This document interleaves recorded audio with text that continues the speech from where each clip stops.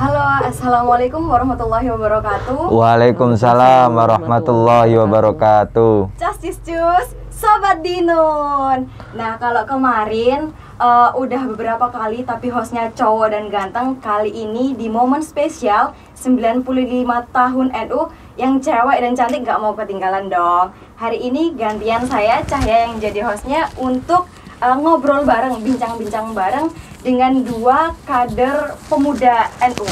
Nih, di sebelah kiri saya ada Mbak Frida sebagai bendahara PC Fatayat Kota Malang, dan sebelah kirinya lagi Mas Yunus sebagai sekretaris PC GP Ansor Kota Malang. Selamat sore Mbak, Mas. Sore, apa kabar? baik. Baik.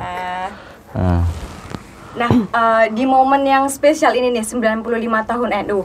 Kan 95 tahun itu bukan waktu yang singkat ya, bukan umur yang muda lagi. Kalau misalkan manusia pun, kebanyakan dari manusia juga ya sudah meninggal lah ya, bukan umur yang muda lagi. Nah, menurut mbak-mbak dan mas-mas ini, mbak dan mas ya, mbak dan mas ini Cuma satu. ya, Mbak Frida dan Mas Yunus ini sebagai pemuda di Kota Malang, menurut jenengan, seberapa eksis sih NU ini di wilayah perkotaan, terutama di Kota Malang, terlebih dari mungkin segi kultural, struktural, dan juga media sosial. Apalagi kalau misalnya yang kita ketahui sampai saat ini, media sosial dari organisasi-organisasi sebelah itu lebih masif gitu. Bagaimana? Saya dulu apa Mbak Frida? Monggo, dari siapa saja dulu?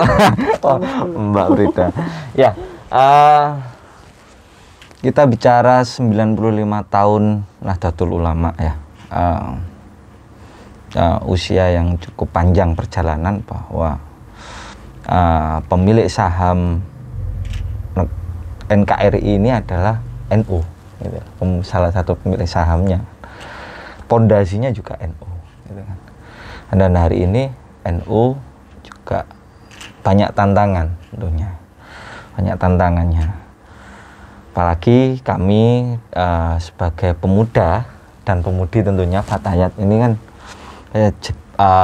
harga mati ruang kaderisasi ini ada di Ansor dan Fatayat gitu. Nah, kalau kita bicara soal kondisi Kota Malang ya, tantangan bagaimana peran struktural maupun kultural. Kultural itu bagian daripada supporting system. Nah, kalau bahasa kami itu trilogi dakwah ya. Trilogi dakwah, ada masifikasi dakwah spiritual, yang mana kita menggunakan istilah ya kan, mempertahankan tradisi yang lama yang baik ya kan, menciptakan tradisi baru yang kita kembangkan begitu kan. Artinya kita tidak melepas yang namanya gerakan-gerakan majelis dzikir dan sholawat. Apalagi di Ansor punya Rijalul Ansor ya kan, yang notabene-nya baru ada sejak Kongres 2015. Betulnya Kongres 2010 di Surabaya, Kongres Ansor di 2010 sudah digagas soal Rijalul Ansor. Nah, Rijalul Ansor ini lebih tepatnya adalah organ taktisnya majelis dzikir sholawat Rijalul Ansor. Ini yang digawangi oleh para gawagis begitu kan. Kalau di Madura itu ada Lora ya kan, juga punya jangkar kaderisasi sendiri, kaderisasi formal. Ada di Rosah Ula, di Rosah Wusto sampai Ulia begitu kan. Nah, ini memang kekuatan yang kemudian dulu yang dirasa ya, evaluasi dan refleksi besarnya di lingkaran Ansor, bahwa kita juga perlu kembali lagi ke pesantren pada akhirnya begitu ya kan. Makanya ada selain Banser ada Rijalul Ansor tuh. Nah, kembali lagi bicara trilogi dakwah. Nah, dakwah spiritual inilah yang bagi kami tetap menjadi gaung utama untuk menyentuh gerakan-gerakan yang ada di ranting kan gitu. Ya, ranting, rutinitas ranting ya, entah sholawatan gitu kan, entah sholawatan atau istighosah. Nah, dua hal yang ya setelah itu 15 menit atau 30 menit ada ngaji sedikit ya kan. dari ustadz-ustadz muda atau gus-gus muda. Kebetulan kami juga di periode ini ya kan kepemimpinan sahabat Ahmad Faris Sulaiman, ketua Rijalul Ansornya juga masih muda banget, bahkan lebih muda daripada saya juga gitu kan. Beliau masih kisaran umur 28 ya, putranya ya Irfan Aziz ya kan. Almarhum Rois Suriyah MWCNU Kedung Kandang. Beliau punya gagasan besar juga kaitannya dengan gerakan dakwah spiritual ini gitu kan. Nah kebetulan dari evaluasi kami di periode kemarin yang kurang masif di level ranting, kami sampaikan bahwa ke sahabat-sahabat ranting, ayo ranting setorkan jadwal ke cabang, kita melakukan kunjungan yang tanpa terjadwal. Maksudnya cabang nggak usah ngenteni cabang, tapi ranting berjalan sesuai, tapi kita nanti datang gitu loh. Atau kalau memang mau dijadwalkan semisal ngaji 15 menit, 30 menit oleh ketua Rijalul Ansor gitu kan. Nah, itu kita mulai dari hal yang semacam itu gitu. Jadi terutama mungkin di lingkungan yang selama ini menjadi bahasa kami adalah ono masjid NU tapi lingkungannya gak NU gitu kan. Ini kan banyak terjadi ya di beberapa kecamatan ya, di beberapa kecamatan termasuk kami juga terakhir kemarin, mohon maaf dalam tanda kutip ada lembaga yang sampai masuk ke masjid NU yang kami anggap bahwa mereka itu sudah kita vonis sebagai gerakan Islam ekstremis begitu kan. Ini sampai Rois Suriyah turun tangan begitu kan. Kami sebetulnya malu begitu kan, sekelas Rois Suriyah turun tangan hanya karena masjid NU. Jelas masjidnya NU, itu masjid bersejarah ya, bukan tidak hanya pelakat, bahkan masjid itu berdiri sebelum ada Sabilillah. Masjid bersejarah 1926 masjid itu berdiri. Itu dengan mudahnya pada akhirnya kan nah dengan semangat itu ranting Ansor berdiri akhirnya. Saya sampaikan bahwa ranting Ansor ini menjadi garda depan. Ya kan, walaupun belum punya kader Banser maksud saya. Jadi takmir yang notabene pengurus ranting NU enggak perlu kan menghadapi yang urusan-urusan begini, biar menjadi urusannya sahabat-sahabat ranting Ansor. Jadi secara garis besar bahwa dakwah spiritual yang pertama kita akan bicara soal kultural itu tadi. Barulah kalau itu sudah berjalan secara kontinu, istiqomah dan lain sebagainya, kita sentuh hal-hal yang kaitannya dengan gerakan-gerakan struktural gitu. Yang baru saja tadi pagi juga tahapan kami merasa bahwa PAC Klojen yang satu periode kemarin mati suri begitu, ini alhamdulillah berjalan, kemarin sudah menjalankan diklat SAR dan lain sebagainya, tadi tahapan organisasi sudah dijalankan, rapat kerja. Ini bukan satu prestasi sebetulnya. Saya anggap bahwa ini mengembalikan lagi hitanya. Kita kembali. Lah kalau kita ini sudah kembali, tapi bukan berarti kita terfokus pada titik ini, gitu loh.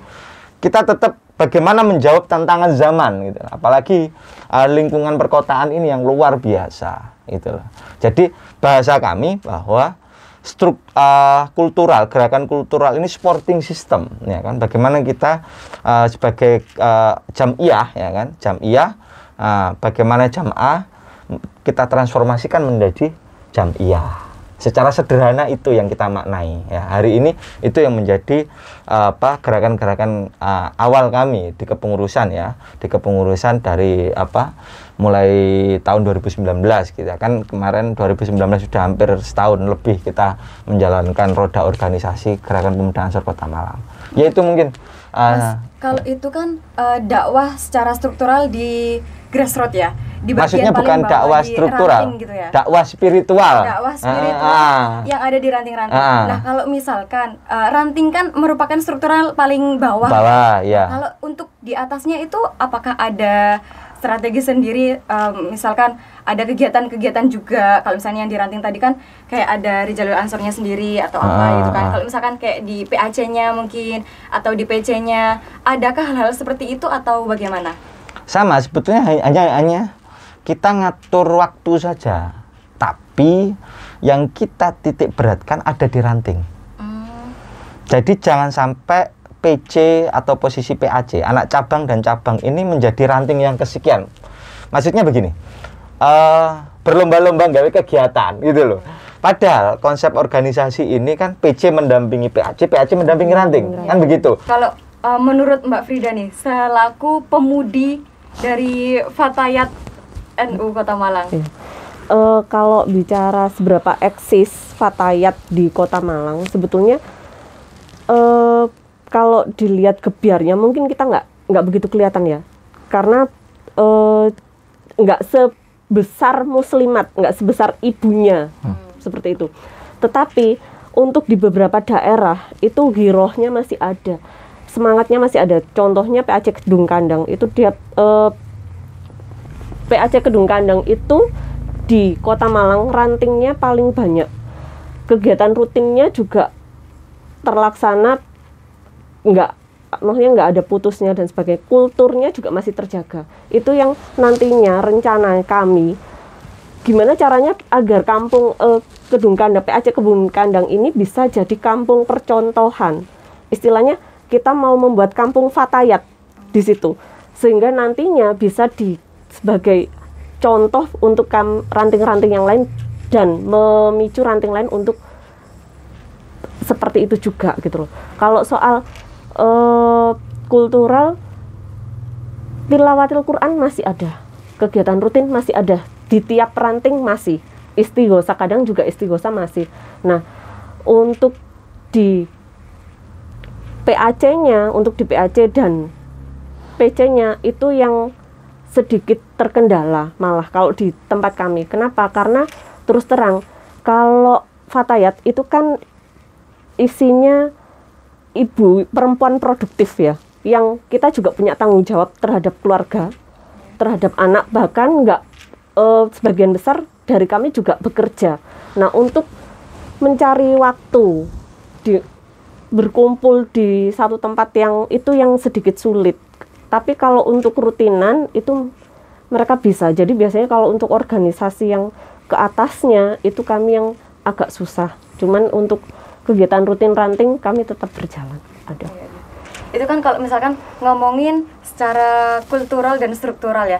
Kalau misalkan dilihat dari sisi masyarakat kampung dan masyarakat perumahan nih, menurut Mbak dan Mas, adakah perbedaan yang signifikan di antara keduanya atau bagaimana? Nah, kalau misalkan ada perbedaan yang signifikan di antara kedua tersebut, kira-kira faktor apa aja sih dan kayak gimana supaya keduanya bisa seimbang? Kalau saya rasa pasti ada ya. Contohnya di daerah PAC Sukun. PAC Sukun itu di daerah yang perumahan sekitar Burung-Burungan tuh, daerah belakangnya RST itu kan daerah perumahan. Di situ hampir tidak tersentuh dengan Fatayatnya. Di situ belum ada rantingnya sama sekali. Tetapi di daerah seberangnya yang notabene memang betul-betul kampung, itu kegiatan Fatayatnya ada.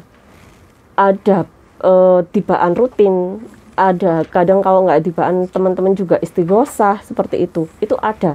Tapi untuk yang di daerah perumahan, untuk kegiatan Fatayatnya itu masih belum bisa tersentuh kita. Makanya itu rencana kalau dari Fatayat, pengennya kami itu kan di situ ada muslimat, pengennya kita menggandeng, minta tolong sama ibu-ibu muslimat agar pemudinya bisa bergabung dengan kami. Itu rencana kami ke depannya sih, nantinya masih bayangannya seperti itu. Kolaborasi dengan ibu-ibu muslimat yang sudah ada di situ. Karena yang setahu saya di situ sudah ada ibu-ibu muslimatnya sudah jalan, mereka sudah bergerak. Kenapa kita nggak bisa gitu loh jadikan, kalau misalkan di situ ada, harusnya kalau di situ ada ranting muslimat, harusnya di situ juga bisa terlahir ranting Fatayatnya, seperti otomatis. Itu. Nah, otomatis harusnya seperti itu. Apalagi pengkaderannya muslimat juga dari Fatayat gitu ya.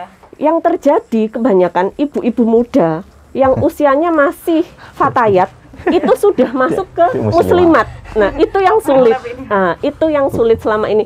Jadi kami sih, bayangan kami pengennya itu nantinya kita menggandeng ibu-ibu muslimat untuk memberi pengertian bahwasannya usia sekian itu harusnya masih di Fatayat gitu. Tapi mereka tuh lebih condong untuk bergerak atau eksis di muslimatnya. Itu yang ini.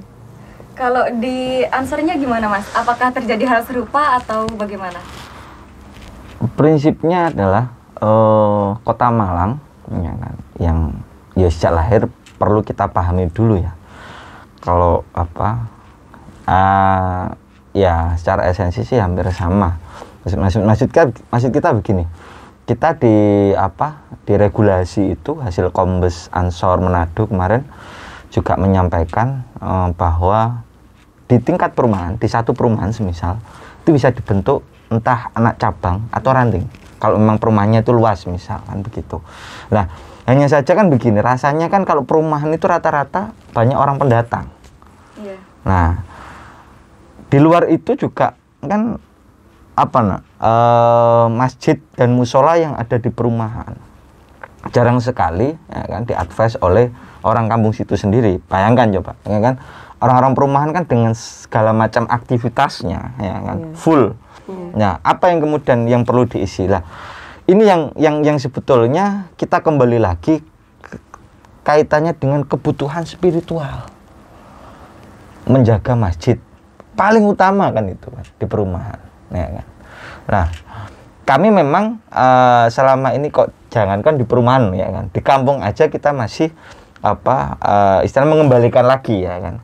Ya kalau memang kalau di gedung kata yang diceritakan Mbak Frida tadi kaitannya dengan gerakan yang ada di ranting gedung kandang ini masih bahkan rantingnya muslimat mengikuti fatayat begitu. Kalau di kami kita menerjemahkan bahasa, artinya kita membuat formulasi-formulasi yang menyesuaikan dengan kondisi kewilayahannya gitu. Jadi ada bahasa, saya kemarin sempat melakukan perdebatan sedikit sih kaitannya dengan konsepsi ranting. Ada ranting yang itu kalau di bahasa PDPRT-nya Ansor itu tingkat desa maupun kelurahan. Nah, sahabat-sahabat pengennya tidak begitu, gitu. Tidak begitu. Kita menyesuaikan. Tapi hasil evaluasi, karena saya sendiri pernah di Ketua PAJ Blimbing. Ya, sampai jeglek ya kan. Nah, rantingnya NU ya maksudnya ranting NU sendiri ya terkesannya memang ya hanya pada pola-pola lama gitu loh. Ketika kita sentuh ya kan, nah ranting sendiri kan selalu nunggu paling enggak ya. Yang kebanyakan eksisnya kan Lailatul Ijtima di ranting mana. Nah, belum pada porsi bagaimana masjid ini menjadi ruang konsolidasi gitu loh.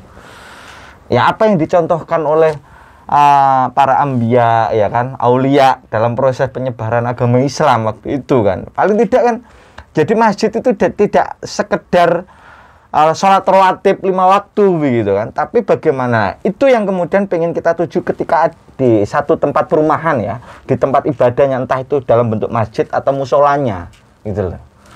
Nah, sedangkan kita pun masih PR kita sebetulnya ya kalau kemarin sahabat-sahabat itu menyampaikan tidak menjadi masalah di tingkat pedukuhan semisal. Blimbing ini kan banyak pedukuhan juga di Kecamatan Blimbing kan.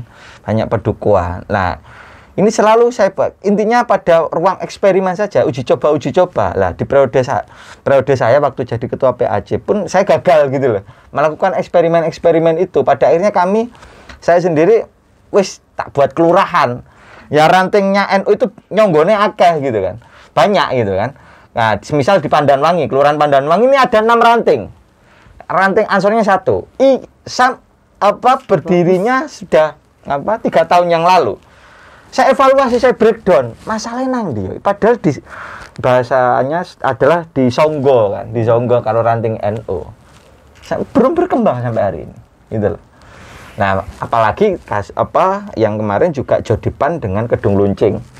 Nek ngomong muslimat iki jodipan siji loro telu kan gitu. Begitu kan. 1 2 3. Nah, kan banyak. Lah, muslimat ini banyak. Lah maksud saya, memang kalau kita bicara kultur anak muda hari ini juga menjadi tantangan karena umur-umur Ansor kalau tadi Mbak Frida menyampaikan ibu-ibu produktif, ibu-ibu produktif. Kalau di Ansor bahkan yang baru lulus SMA mereka sudah mengikuti diklat, tapi kita tidak membatasi gitu loh. Kan sempat jadi pembahasan juga jadi rekan-rekan Ibnu kan. Nah, artinya monggo kalau itu memang mau di-advise dulu di Ibnu gitu kan. Nah, kalau kita sendiri kan umur-umurnya Ansor ini antara kuliah, lulus kuliah begitu kan. Nah, antara sudah nikah dan berangan-angan pengen nikah begitu dan belum punya pekerjaan. Saya pastikan bahwa yang paling terberat PR-nya jadi ketua Ansor mikir anggotanya dorong kerja ngurusi Ansor gitu loh. Ini problem mendasar gitu kan. Apalagi kalau mungkin Fatayat tidak tahu ya apa nanti evaluasinya disampaikan ya Mbak. Kalau kami sendiri sih sebetulnya ya kita berpikir kalau yang memang nanti dari IPNU lulus SMA nggak bisa kuliah, bagaimana kita fasilitasi dapat beasiswa gitu kan. Ini kan penting kan. Orang disuruh aktif ya, orang diminta aktif. Kalau bahasa kami bukan merekrut ya. Sekali lagi bahasa kami adalah mengajak dan mengedukasi masyarakat. Sampai kapanpun urusan hidayah ya urusannya Gusti Allah kan gitu. Yang terpenting hari ini kita perbanyak kegiatannya aja sudah. Gitu loh. Kita bicara eksistensi, bagaimana kita memperbanyak kegiatan, apapun bentuknya itu. Makanya tahu nanti mereka tertarik. Iya, lah kita kan makanya kan media sosial perlu kita perbanyak juga, kita kan tulisan entah video-video semacam ini gitu kan, hal-hal yang begini.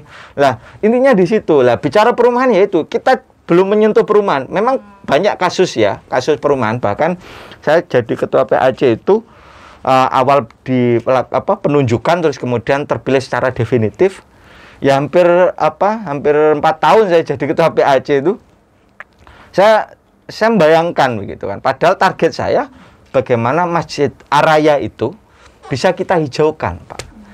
Ternyata tidak seiring waktu malah kita bicara Masjid Araya ya kan. Ini kita sampaikan aja ya, biar didengar juga sama takmirnya Masjid Araya, enggak masalah kan. Siapa tahu ya kan ya didengar juga nanti. Ya akan tersebar. Ya, akhirnya malah kita kehilangan ranting. Nah, karena terlalu fokus di situ. Ya, pengennya kita melebarkan urusan gerakan-gerakan eksternal tapi pada wilayah rantingisasi kita enggak selesai. Ya kan. Saya aktif mulai tahun 2015 di Ansor, ya kan.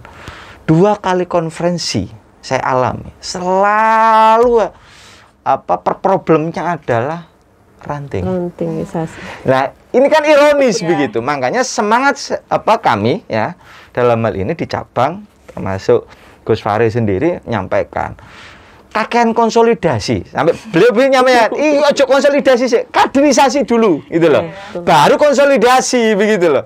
Ini kan enggak konsolidasi udah akhirnya ngomong begitu, banyak perencanaan enggak terrealisasi gitu loh. Makanya kan kami kemarin PKD di Ansor Kedung Gandang. Nah, bahkan kita di awal periode ini sudah melayangkan surat instruksi dalam kurun waktu 6 bulan PAC harus menyelenggarakan entah PKD atau diklasar. Lah, kenapa tidak ada DTD? Karena Jawa Timur menjadi klaster 1. Klaster yang ratingnya tertinggi kan. Ansor sedunia karena Ansor sudah punya PCI ya kan. Fatayat juga sudah punya ya. Punya PCI. Makanya Jawa Timur ini kan jadi prototipe, nah, kan. Jadi rujukannya Ansor sedunia ya kan. Artinya kita juga harus bersemangat gitu kan. Bagaimana Kota Malang ini juga bisa berkembang gitu. Jadi problem-problem kecil, problem-problem yang klasik gitu kan. Bagi kami ya kalau urusan ranting memang benar-benar kita advise gitu kan. Kemarin Kedung Kandang juga rantingnya yang Madiopuro problem di ketua ranting begitu kita cepet tangani begitu. Jadi tidak ada istilah ranting durung di SK, ranting SK ngenteni konferensi dan lain sebagainya, tidak ada itu gitu loh. Nah, makanya kan harapan kami paling dalam kurun waktu PAC ini kan 2 tahun satu periode. Nah, 2 tahun paling enggak setahun itu 2 kali PKD, 2 kali diklasar. Ini harapan kami gitu kan. Nggak tahu kemampuan PAC. Sekali lagi kita menyesuaikan dengan kemampuan sahabat-sahabat di ranting maupun PAC. Nah, intinya itu. Nah, kalau kita bicara soal perumahan, ya. Kalau ini tadi kan pada akhirnya ngomongin kaderisasi ya. Ya. Kalau dari jawaban Mbak Frida dan Mas Yunus ini secara kaderisasi ada overlap secara gini. Yang waktunya IPNU dia sudah Ansor, yang belum waktunya NU dia udah di NU, padahal waktunya masih ada di Ansor. Jangan-jangan dari IPPNU langsung muslimat. Lah ya kan ya, kenyamanan. Kadang perempuan itu kan bicara soal kenyamanan ya. Repot juga gitu. Ya Fatayat tadi kan juga seperti itu kan. Yang waktunya Fatayat tapi udah ikut muslimat. Nah, adakah taktik-taktik tersendiri gitu untuk menghindari atau paling tidak meminimalisir adanya overlap kaderisasi tersebut? Kalau untuk sekarang intinya berarti kan ini balik lagi ke kita pengennya sih ada rantingisasi ya di tiap jadi di tiap ranting muslimat itu akan ada ranting fatayatnya. Wajib. Kita minta, Wajib, iya. Mbak. Oh, iya. Pengadaannya langsung. Iya. langsung Iya, terstruktur itu gitu ya, yang Mbak ya? akan yang mulai kita rintis sekarang. Kita menggandeng ibu-ibu muslimat, kita masuk ke pertemuan mereka, kita kasih pengertian mereka, dan kita rangkul ibu-ibu muda. Ya nggak apa-apa kalau misalkan mereka istilahnya jadi dua organisasi ya. Jadi mereka di muslimat iya, di fatayat juga iya gitu. Itu yang pertama. Yang kedua, kalau sekarang kita sedang berusaha untuk rantingisasi di pesantren. Dimana notabene kalau pesantren kan sudah jelas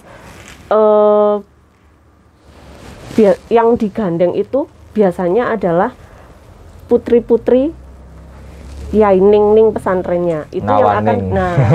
itu yang akan kita gandeng biasanya. Iya. Kalau ada tokohnya, nah di situ di bawahnya akan mudah Lebih untuk merekrut ya. merekrutnya. Bukan merekrut ya Mas ya? Apa ya? Mengajak, Mengajak, iya. karena Untuk mengajak karena belajar, stakeholder, iya. karena pengaruh gitu. Nah, ya. itu yang kedua. Dan terakhir yang kita lakukan adalah yaitu tadi seperti kata Mas Yunus, banyak kegiatan yang harusnya yang akan kita laksanakan yang bisa istilahnya berimbas ke masyarakat. Nantinya akan kelihatan, oh fatayat itu ternyata ada manfaatnya. Nah, itu yang nanti contohnya seperti kemarin. Kita kemarin ada pelatihan backring. Kemudian sebelum itu ada pelatihan rajut, membuat tali rajut itu, tas dari tali rajut. Nah, alhamdulillah dari pelatihan ini anggota kita lumayan bertambah. Kenapa? Karena yang diajak itu bukan hanya dari kalangan yang notabene sudah menjadi anggota, tapi yang masyarakat sekitar yang belum menjadi anggota pun kemarin kami rangkul. Contohnya kemarin di PAC Sukun ya, di PAC Sukun itu karena pelatihan tali rajut ini otomatis kan dia punya kemampuan dan menunjukkan ke teman-teman yang lain, oh ternyata ikut fatayat itu ada ininya loh gitu. Akhirnya yuk bareng. Sama-sama kemarin teman-teman ngajak temennya yang lain. Bareng-bareng kita belajar ini loh. Akhirnya gabung di situ.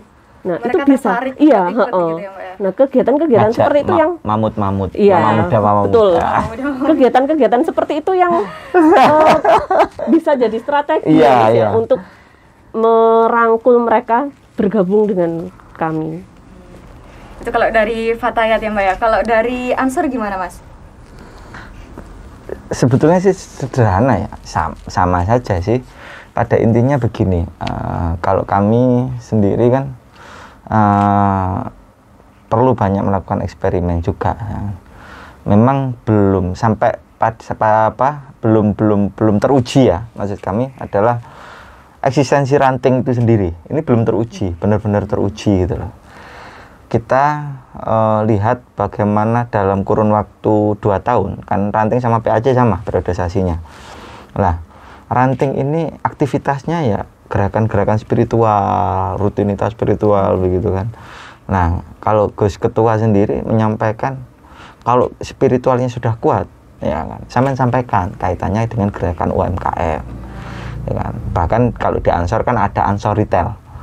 Ansor Retail ini program dari pusat gitu kan, program dari pusat yang sudah bahkan gudangnya sudah di Malang gitu kan, jadi menyediakan segala sesuatu macam sembako dan siap untuk modalin.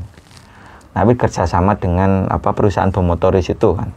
Lah itu kan jangka panjang. Tapi bagaimana dulu organisasi tata kelola organisasi yang di level basis ini kuat gitu loh.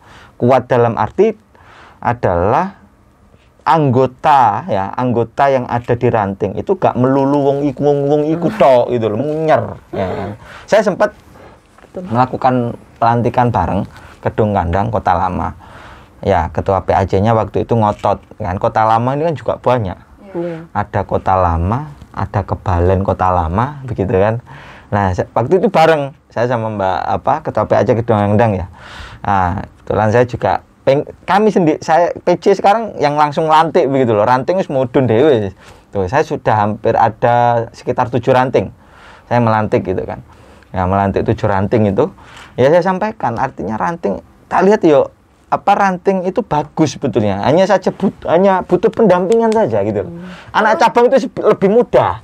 Lebih mudah kerja-kerja organisasi, kerja-kerja kaderisasinya. Kalau ranting itu sering sering disamperin, sering diadvise begitu. Lah, hanya saja kadang-kala PAC itu sibuk karo PDW.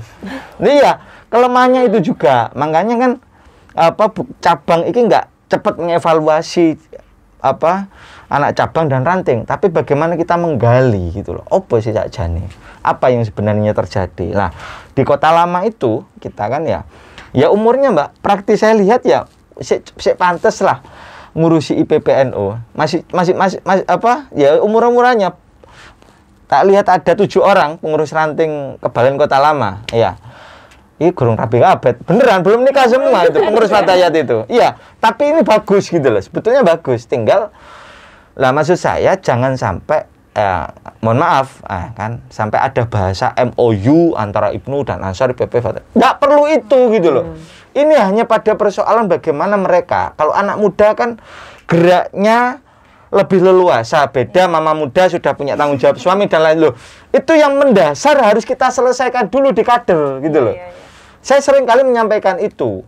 Ya kan, bahkan di beberapa ranting juga sama gitu kan. Maksud saya kami dalam hal ini juga memberikan motivasi itu isok ketua ranting itu cukup 1 periode. Jadi kita melahirkan banyak pemimpin gitu loh. Tidak terjadi problem kepemimpinan. Ya, baik di tingkat anak cabang maupun cabang. Ya, kan? Jadi sementara Gus Fahri ini kan aklamasi, ya. Gus Fahri ini aklamasi.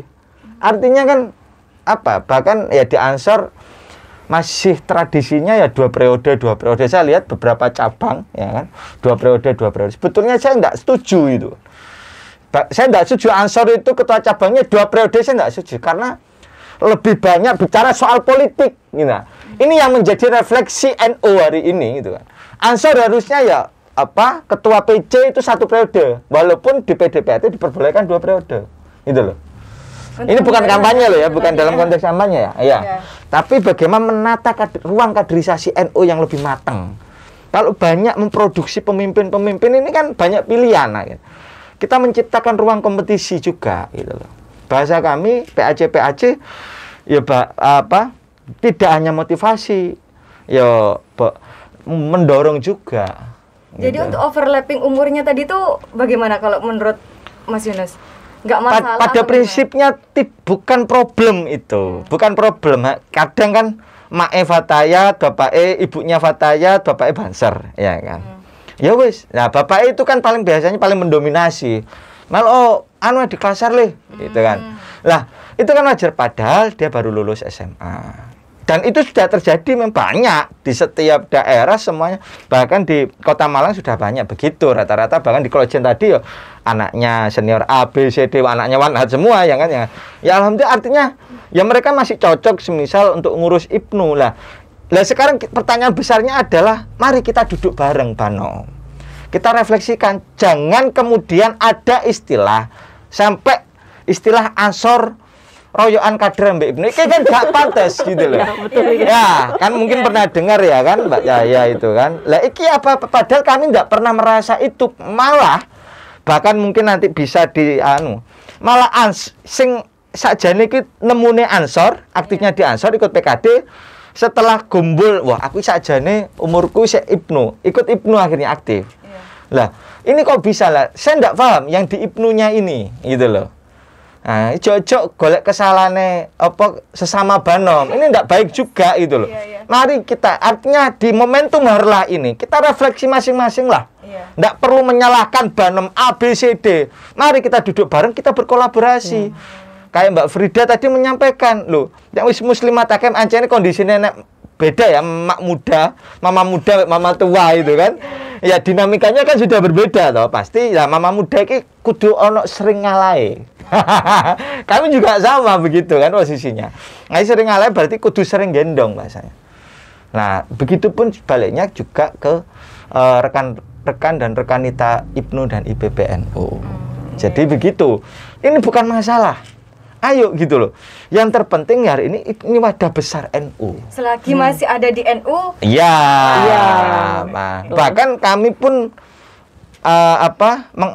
mengadvise mantan anggota HTI jadi komandan Banser. Loh.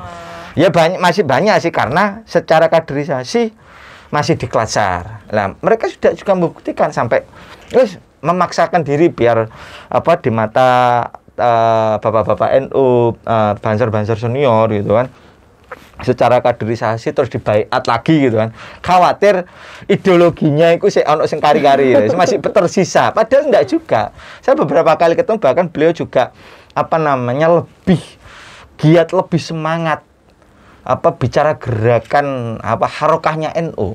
Memang hanya saja kurangnya ada di urusan-urusan gerakan pemikiran. Nah, Ansor dan Fatayat mungkin sama ya Mbak Frida ya.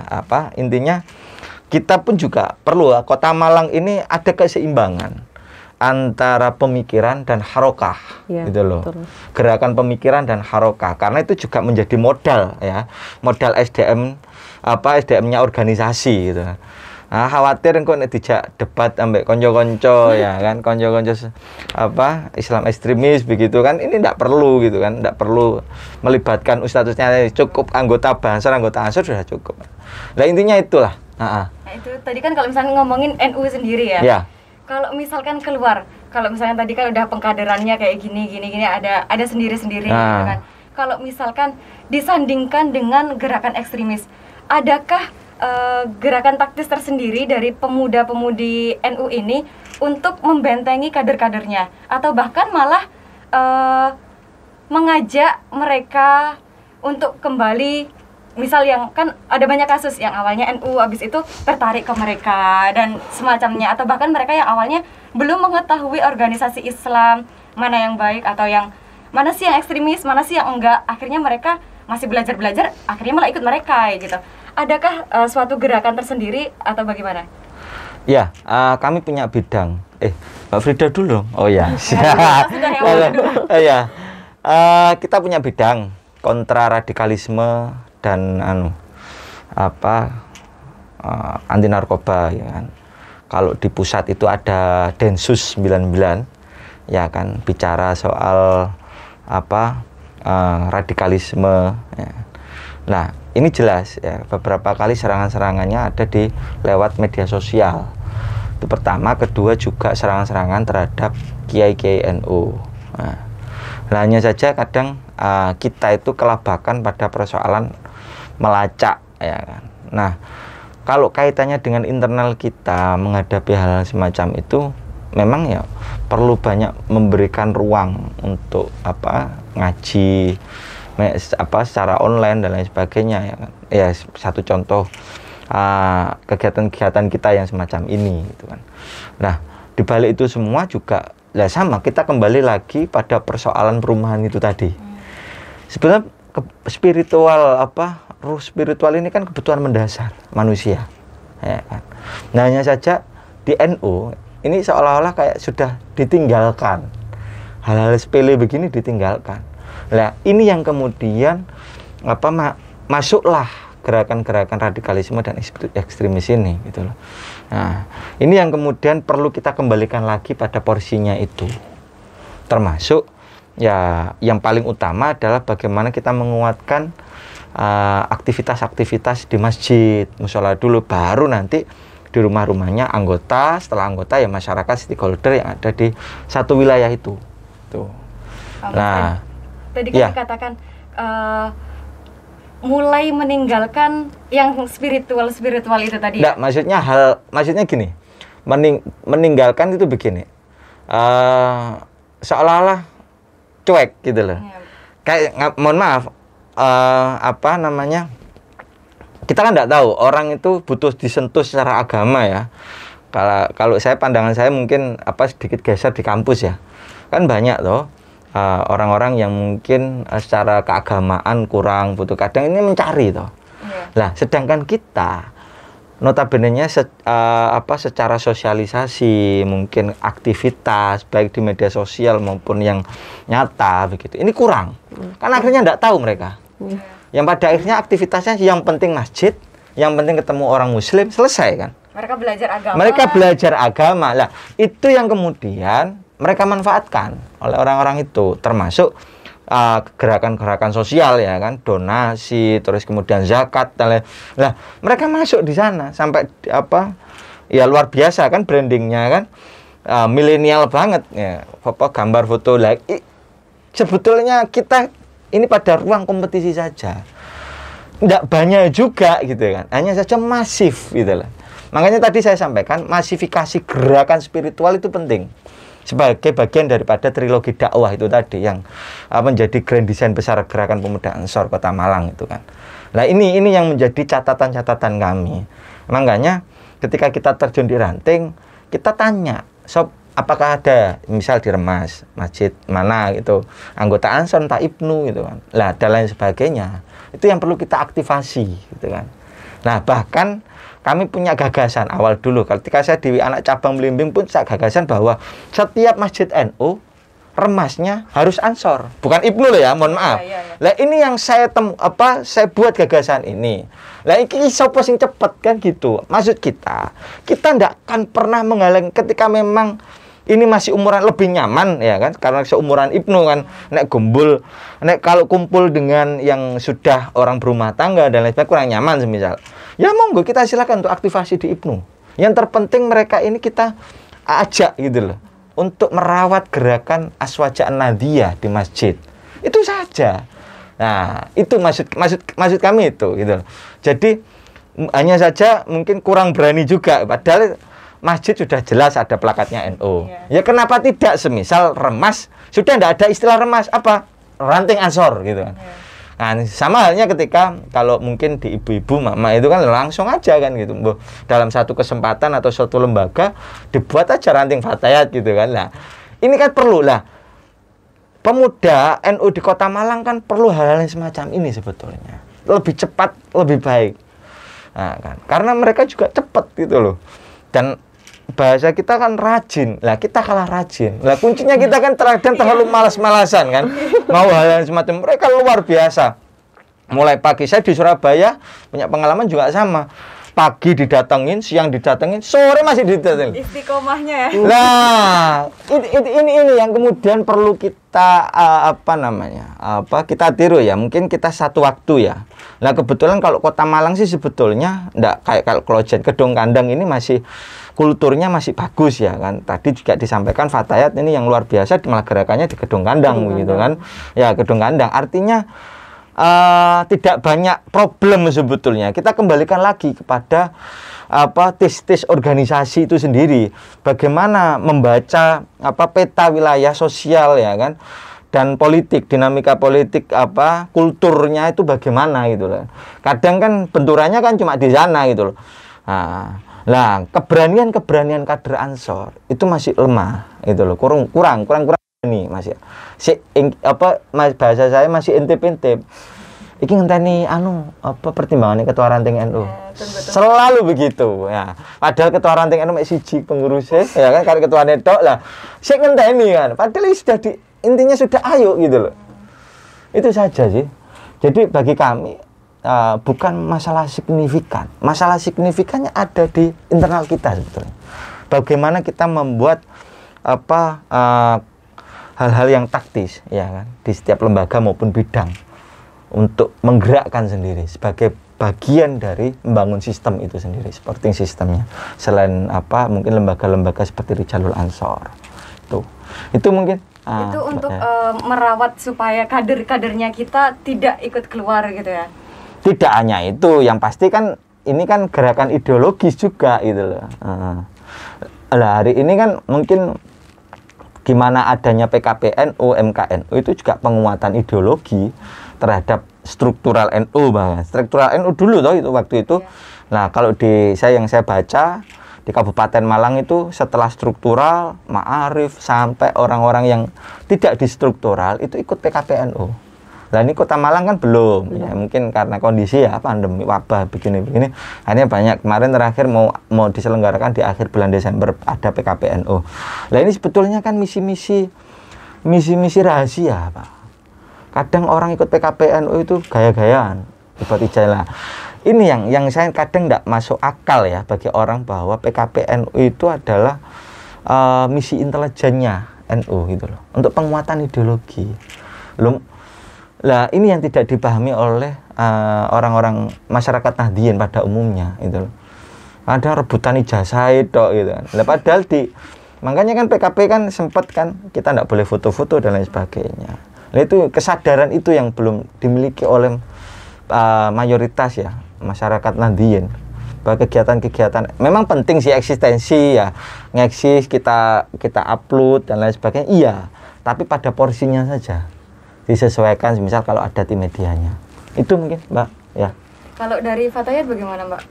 Kalau dari Fatayat yang sekarang ini kita lakukan ya, kita membentuk Fordaf. Apa itu Mbak? Forum Dakwah Fatayat. Nah, di mana kami merangkul seperti tadi putri-putri para kiai untuk memberikan kajian, maksudnya untuk memberikan kajian baik itu di tingkat ranting, di PAC ataupun di PC-nya. Itu akan kami jadwalkan. Karena kondisinya sekarang masih seperti ini, untuk sementara kami masih dalam masa pembentukan, masih istilahnya masih nuwun sewu lah ke kiainya. Kemarin sudah ke Kiai Marzuki dan sudah dapat izin, alhamdulillah sudah dapat menyunting ningnya untuk masuk ke Fordaf itu tadi. Nah, mimpi kami itu kami bisa menciptakan 1000 diva. Diva itu dakwah Fatayat itu tadi. Jangan mimpi lah Mbak. Ya, tekad. Kalau tekad kan disegerakan kan. Kalau mimpi kayaknya ditinggal tidur selesai itu Pak. Nah itu yang langkah awal kemarin itu, di awal itu kemarin. Untuk selanjutnya kami masih mau sowan ke beberapa pondok pesantren, termasuk juga tadi rantingisasi tadi, dan mengambil menyunting putri-putrinya untuk masuk di Fordaf itu. Jadi kita mengadakan kajian. Itu yang penting sih. Di situ nantinya akan ditekankan ideologi kita seperti apa. Itu yang kami ini kan. Ya intinya sama, mungkin ya kayak Mbak Frida ini harus lebih banyak ya, semisal ya, mohon maaf, bicara soal pengajian bab haid lewat Instagram. Itu kan hal remeh-temeh, tapi masyarakat perkotaan ya, modern begini, kadang pengetahuan dan sering dibuka. Coba misalnya, begitu kan, itu yang kemudian belum ada di kita. Itu kemarin juga, itu juga langkah awal kami, Mas. Kita membentuk litbang kan. Kita ada litbang. Nah, kami membentuk tim cyber, di mana tim ini nantinya akan mensosialisasikan baik itu kajian yang kita tampilkan atau kegiatan-kegiatan Fatayat yang ada. Jadi kita tuh biar kelihatan eksis di media sosial juga, tapi positif. Kalau selama ini, kalau dari saya, kalau saya lihat ya, kalau perempuan itu kan kalau di medsos yang dilihat itu pasti hal negatif.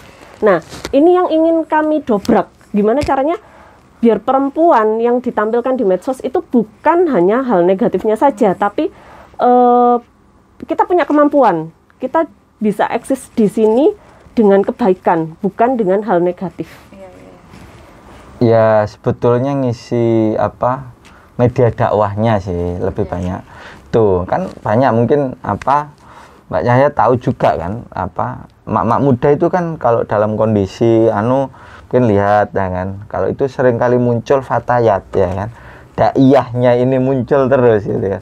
Saya yakin kita nggak bicara merekrut, kita nggak bicaranya mencari kata, datang dengan sendirinya. Nah, makanya prinsip kita itu sendiri ya hari ini bagaimana kita memberikan motivasi dan dorongan kepada basis, mungkin dari gerakan Rijalul Ansor, untuk lebih banyak memberikan ruang kegiatan-kegiatan ya, aktivasi-aktivasi kegiatan itu.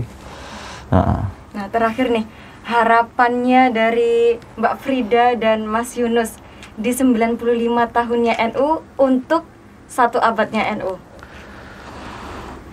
Mbak Frida dulu deh, gantian dong Mbak. Kalau Dari soal harapan, duluan terus kita. kalau bicara soal harapan, karena terus terang kami kan organisasi perempuan yang kalau fokus kami saat ini itu lebih ke pemberdayaan perempuan di bidang pendidikan, ekonomi dan kesehatan di situ.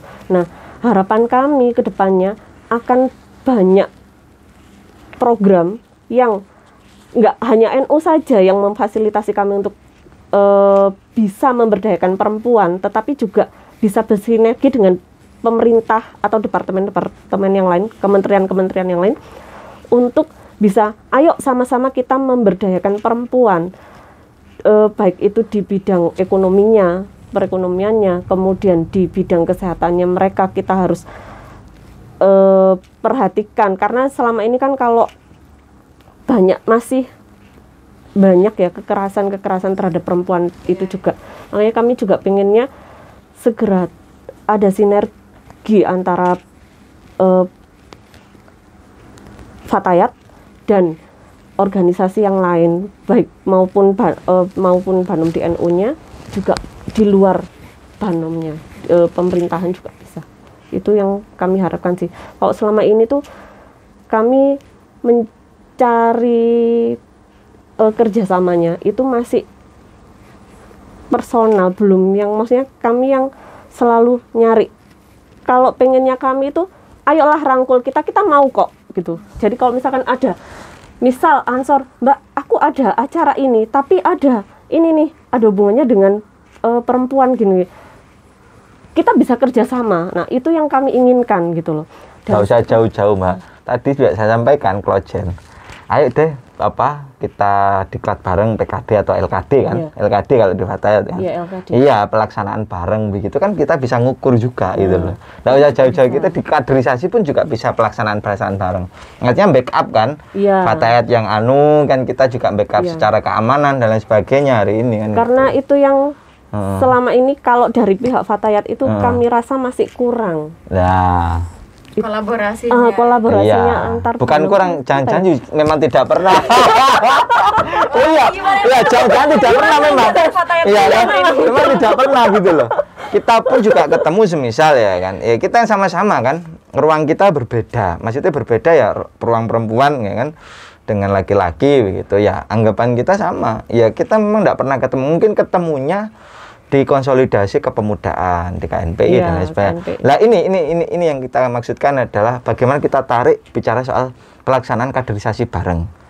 Itu kan juga bisa dilakukan oleh rekan Nita dan rekan-rekan Ibnu juga gitu loh. Kalau pelaksanaan bareng kan walaupun semisal mohon maaf Mbak ya, Fatayat 10, Ansor 10. Ini konteksnya. Kan kelihatan banyak toh, tapi pelaksanaan bareng, dipanitiai bareng, disonggo bareng, disengkuyung bareng, istilah wong Jawa kan begitu. Nah ini kan tidak kerasa.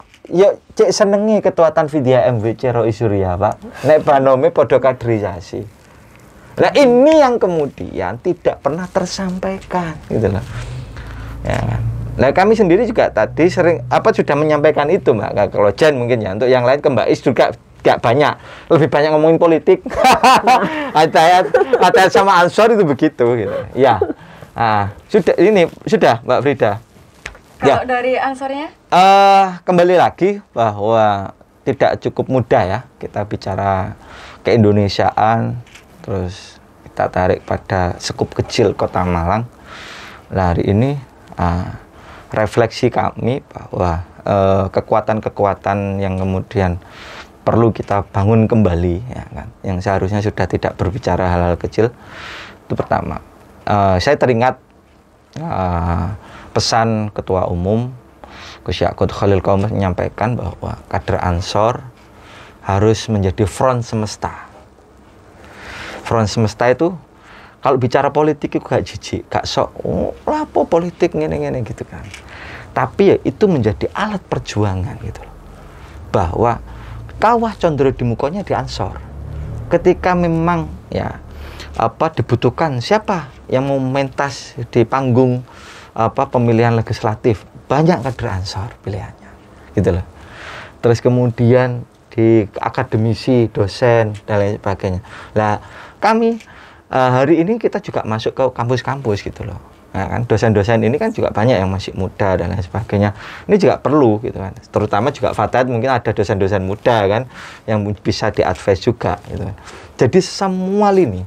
Artinya front semesta ini adalah pemanaan secara gerakan taktisnya adalah kita menyeluruh dari segala lini bidang gitu kan. Di situ bagaimana bicara soal khairun nas anfa'uhum linnas. Sebetulnya sederhana saja. Ansor bisa berkontribusi bermanfaat bagi masyarakat di bidang apapun. Ya, itu yang kemudian bisa diterjemahkan ketika memang di Ansor sudah bisa pada tahapan itu. NU enggak bakalan bingung deh. Karena Ansor anak barep, enggak tahu anak Fatayat anak keberapa, Mbak. Iya kan? Kata Mbak Yemukhid begitu, Mbak Yemukhid Mujadi, bahwa Ansor ini anak barepnya NU gitu kan. Lah ini tanggung jawab. Bapaknya muslimat, ibunya. Lah iya, Ansor anak barep begitu, ya. Enggak tahu ya. Nah, istilahnya itu ya ke depan memang trilogi dakwah tadi belum tak selesaikan, ada dakwah spiritual, kemudian dakwah ekonomi digital gitu kan. Terus dakwah ini kaderisasi itu tadi. Jadi ini yang kemudian kita kembangkan. Trilogi ini yang kemudian kita terjemahkan secara taktis di basis. Insya Allah masa depan NU gemilang. Nah, harapan kami di Ansor sendiri kita menjalankan hal-hal yang semacam itu. Mungkin itu Mbak Cahya. Ya. Iya. Terima kasih banyak. Nggak terasa ternyata ngobrol kayak gini aja udah lama banget, cepet banget, nggak kerasa waktu berjalan begitu cepat. Semoga harapan-harapan dari Mbak Frida dan Mas Yunus ini bisa terkabulkan di umur 95 dan menjelang 1 abad NU nanti. Nah, sekian ngobrol-ngobrol bincang-bincang dari kami. Sampai jumpa di kesempatan berikutnya. Wassalamualaikum warahmatullahi wabarakatuh.